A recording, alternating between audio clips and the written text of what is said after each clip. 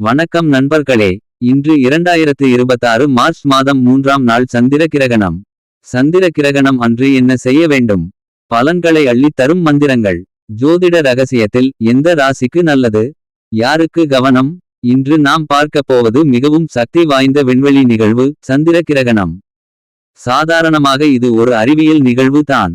ஆனால் ஜோதிடம் பார்வையில் இது மனித மனம், உணர்ச்சி, குடும்ப வாழ்க்கை, கர்ம பலன் ஆகியவற்றை பாதிக்கும் ஒரு முக்கிய காலமாக கருதப்படுகிறது.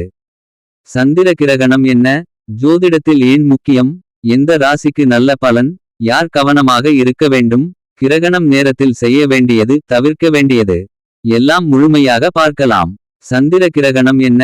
பௌர்ணமி நாளில் பூமி, சூரியன், சந்திரன் ஒரே நேர்கோட்டில் வரும்போது பூமியின் நிழல் சந்திரனை மறைக்கும். ஜோதிடத்தில் சந்திரன் சமன் மனம், உணர்ச்சி, நினைவு, தாய், குடும்ப அமைதி. அதனால் சந்திர கிரகணம் வந்தால் மனக்குழப்பம், பழைய நினைவுகள், உணர்ச்சி மாற்றங்கள் அதிகமாக இருக்கும் என்று நம்பப்படுகிறது. ஜோதிட முக்கியத்துவம். ஜோதிட சாஸ்திரப்படி கிரகணம் என்பது கர்மா ஆக்டிவேட் ஆகும் நேரம். கடந்த காலத்தில் செய்த செயல்களின் விளைவுகள் வெளிப்படும் காலம். வாழ்க்கையில் மாற்றம் தொடங்கும் டர்னிங் பாயிண்ட். இந்த நேரத்தில் பலருக்கு திடீர் முடிவுகள், உறவு மாற்றம், வேலை, பணம் தொடர்பான சிந்தனை வரலாம். பொதுவாக சந்திர கிரகண காலத்தில் கோவில்களில் வழக்கமான பூஜை நடைபெறாது. இது இந்து ஆகமம் மற்றும் பாரம்பரிய நம்பிக்கையின் அடிப்படையில் செய்யப்படும் நடைமுறை. கிரகண நேரத்தில் கோவில்களில் என்ன நடக்கும்? பெரும்பாலான கோவில்களில் கிரகணம் ஆரம்பிக்கும் முன்பே கோவில் கதவுகள் மூடப்படும். சூத காலம், சூட்டுக் கால் என்று கருதப்படும் நேரத்தில் அர்ச்சனை, அபிஷேகம், தீபாராதனை போன்ற பூஜைகள் நிறுத்தப்படும். மூர்த்திகளை, கடவுள் சிலை தொடமாட்டார்கள். பக்தர்களுக்கு தரிசனம் இருக்காது. கிரகணம் முடிந்த பிறகு சுத்திகரிப்பு பூஜை செய்து தான் மீண்டும் திறப்பார்கள். ஏன் பூஜை நிறுத்தப்படுகிறது? சாஸ்திர நம்பிக்கைப்படி கிரகண நேரத்தில் பிரபஞ்ச ஆற்றல், காஸ்மிக் எனர்ஜி மாற்றம் ஏற்படும். அந்த நேரம் அசுப காலம் என்று கருதப்படுகிறது. கடவுள் சன்னதி புனிதம் காக்க கோவில் மூடப்படுகிறது. ஆனால் எல்லா கோவில்களும் மூடுமா? இல்லை. சில சிறப்பு கோவில்கள் மட்டும் திறந்திருக்கும். ராகு, கேது தொடர்பான கோவில்கள், உதா, ஸ்ரீகாளஹஸ்தி, சில சக்தி பீடங்கள். இங்கு கிரகண நேரத்தில் ஜபம், பரிகார பூஜைகள் நடக்கும். வீட்டில் என்ன செய்யலாம்? கிரகண நேரத்தில் மந்திர ஜபம், விஷ்ணு, சிவநாமம் சொல்லுதல், தியானம் செய்வது மிகவும் நல்லது என்று கூறப்படுகிறது. இந்த மந்திரத்தை 20 நிமிடம் உச்சரிக்க வேண்டும் என்பதையும் நினைவில் வைத்துக் கொள்ளுங்கள். எண்ணிக்கை எதுவும் கணக்கு கிடையாது. நிறுத்தி நிதானத்துடன் 20 நிமிடம் சந்திர பகவானை நினைத்தவாறு இந்த மந்திரத்தை கூற வேண்டும்.